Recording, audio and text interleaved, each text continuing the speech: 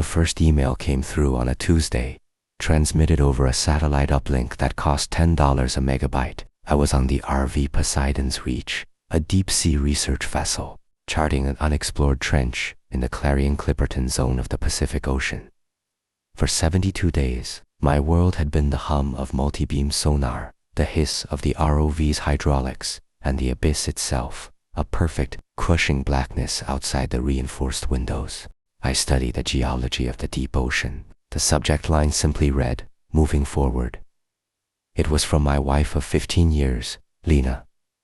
The message itself was 3 efficient sentences. She had filed for divorce. She had, under the guidance of her new financial advisor, liquidated our entire joint stock portfolio that represented 2 decades of careful saving and 1 life-changing early investment in a robotics company. Finally, she informed me that this advisor, a man named Julian Croft, had moved into our house in Seattle to oversee the transition of assets.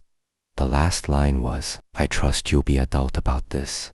I read it twice, closed the laptop, walked to the communal mess hall, where the ship's cook was serving something with fish. I took a plate, sat down, and stared at the bulkhead. One of the geophysicists, a good man named Ken, sat opposite me. "You good, Miles?" he asked, not looking up from his tablet. "You look like you just saw a ghost." "Yeah," I said, pushing a piece of fish around my plate. "Just some static from back home." He nodded, and that was that. The unspoken rule of long expeditions is that you don't poke at another man's ghosts. That night, I logged back on and sent a 1-word reply. Acknowledged. The truth is, the data had been pointing toward this conclusion for months. 6 months before I deployed, the patterns had changed. Lena, a freelance architect whose career had stalled, suddenly became interested in finance, a topic she'd always found terminally boring. She'd met Julian at a fundraiser. He was handsome, dressed in aggressively modern suits, and spoke with the unshakable confidence of a man who has never been told no. Soon, our dinner conversations were peppered with his maxims. "Assets need to be fluid. Miles, your problem is you think like a salaried employee. Wealth is a mindset." He encouraged her to take on a massive, expensive renovation of a commercial property, a project that was bleeding us dry. When I questioned the numbers, she accused me of lacking vision. Then came the small, significant changes. New passwords on her tablet, phone calls she'd take on the porch, her voice low. "I'm a scientist. I believe in observation before hypothesis." I didn't confront her. That's not my method. But I did begin to prepare for a catastrophic system failure. I spent a weekend creating a complete, encrypted archive of our financial lives. Every bank statement, every tax return, the deed to our house, and the original stock certificates from my robotics investment, which was solely in my name before we were married. I stored copies on 2 separate encrypted drives, one of which I left in a safe deposit box my sister had access to. I also installed a new, pro-grade router. I told Lena it was to boost the Wi-Fi for her work. In reality, it was a data logging machine, recording a full history of every packet that passed through our network. My final move was to open a new account with a federal credit union and begin diverting my university paychecks there. It wasn't enough to live on forever, but it was enough that I wouldn't be starting from absolute zero. The night before I shipped out, she hugged me on the dock. "Don't get lost down there," she said. Her eyes were dry. She was saying goodbye to an investment that had stopped performing, not a husband heading to sea for 4 months. 2 weeks after her email, I was in the ship's data lab when a second alert came through. Our home equity line of credit, which had a 0 balance, had been drawn upon, the full $150,000.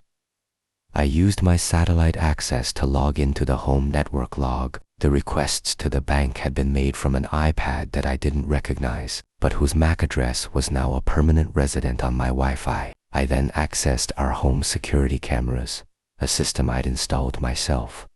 The images were sharp and clear. There was Julian, in my office, at my desk, drinking from my favorite coffee mug, and there was Lena, pointing at the screen of his iPad, nodding. They were laughing. I watched for a long time as they moved through my house. My life, like it was a property they had just acquired. Something inside me shifted. The grief and anger cooled and collapsed into a single, dense point of focus. I felt like I did when I finally located a new vent field in the darkness. The search was over, and the analysis could begin. I made a list on my laptop. 1. Call Clara, forensic accountant, sister. 2. Review power of attorney documents. 3. Check digital signature logs on bank accounts. 4. Compile network data. 5. Review home insurance policy for fraud coverage. This wasn't a divorce anymore. It was a data recovery mission. The satellite call to Clara was expensive and crackly. I gave her the details and the password to the server where I'd mirrored my archive. I need a full workup, I said. Trace everything. He's a pro, Clara. I can feel it.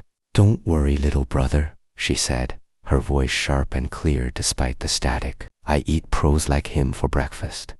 2 months later, I was back on American soil. I didn't tell Lena I was coming. I flew to New York and went straight to Clara's office in Midtown. She had a thick binder on her conference table. You were right, she said, sliding it toward me. Julian Croft is a predator, but he's a sloppy one.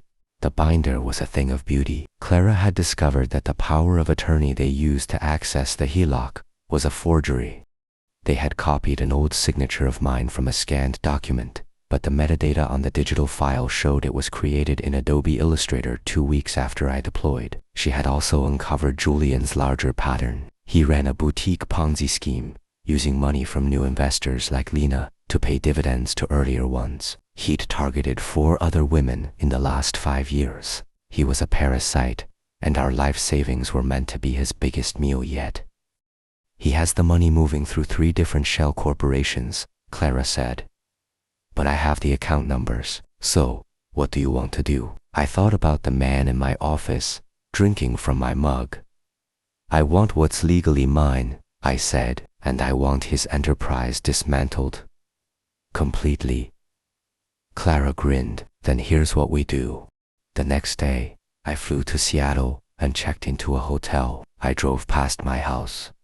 Julian's Tesla was in the driveway. Instead of knocking, I drove to my bank and met with the fraud department manager. I showed him my Naval Research ID, my passport, and the evidence from Clara's binder showing the forged signature. The manager's face went pale. Within an hour, a federal alert had been placed on the funds from the HELOC. That night, I got a frantic text from Lena. The bank just called. They've frozen the equity line. They're talking about an investigation. Miles, what did you do? I didn't reply. The next day, Clara, acting as my representative, filed a formal report with the Securities and Exchange Commission, the SEC, and a parallel one with the FBI's white-collar crime division, attaching the entire binder as evidence. 2 days later, Lena called me, crying. I let it go to voicemail. Miles, please, her message said. We need to talk. Julian says this is all a misunderstanding. He just got pulled over and they impounded his car because of some issue with the title. Clara called me an hour after that. Good news, she said. The FBI used your report to get a warrant. The reason they impounded his car is because he bought it using funds from another victim's account. They found a ledger in his briefcase. It has Lena's name in it, right next to a column titled Total Asset Value. I hung up the phone and sat in the quiet of my hotel room. The web was bigger than I thought, and he had been caught in it. The meeting with the FBI agents took place a week later. Agent Ramirez and Agent Cho.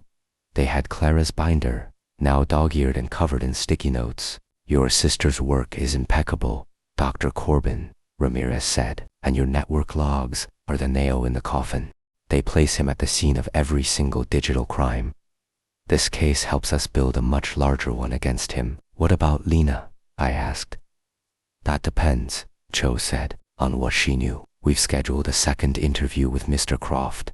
We find they're often more talkative when they feel the ship is sinking. The takedown was clinical. The FBI, armed with my evidence and a confession from a terrified Julian who threw Lena under the bus to save himself, arrested them both. Julian was charged with multiple counts of wire fraud, securities fraud, and racketeering. Lena, facing a conspiracy charge, agreed to a settlement that was brutal in its simplicity. She forfeited any and all claim to the house, my pension, and my research foundation.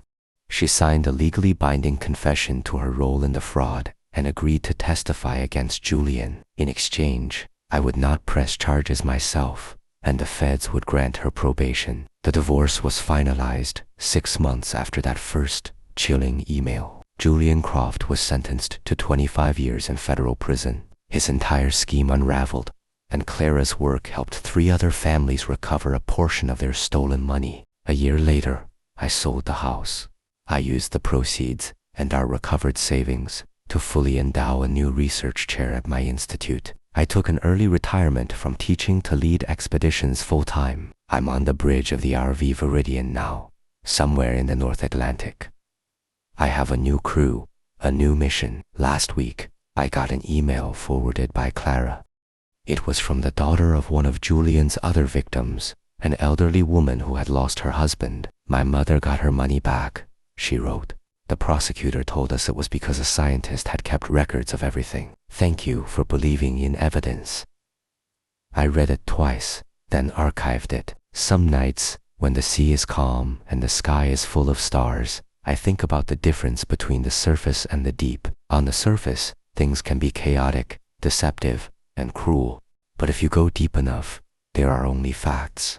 There is only pressure, and time, and the truth. And for the first time in a long time, I feel at peace in the deep.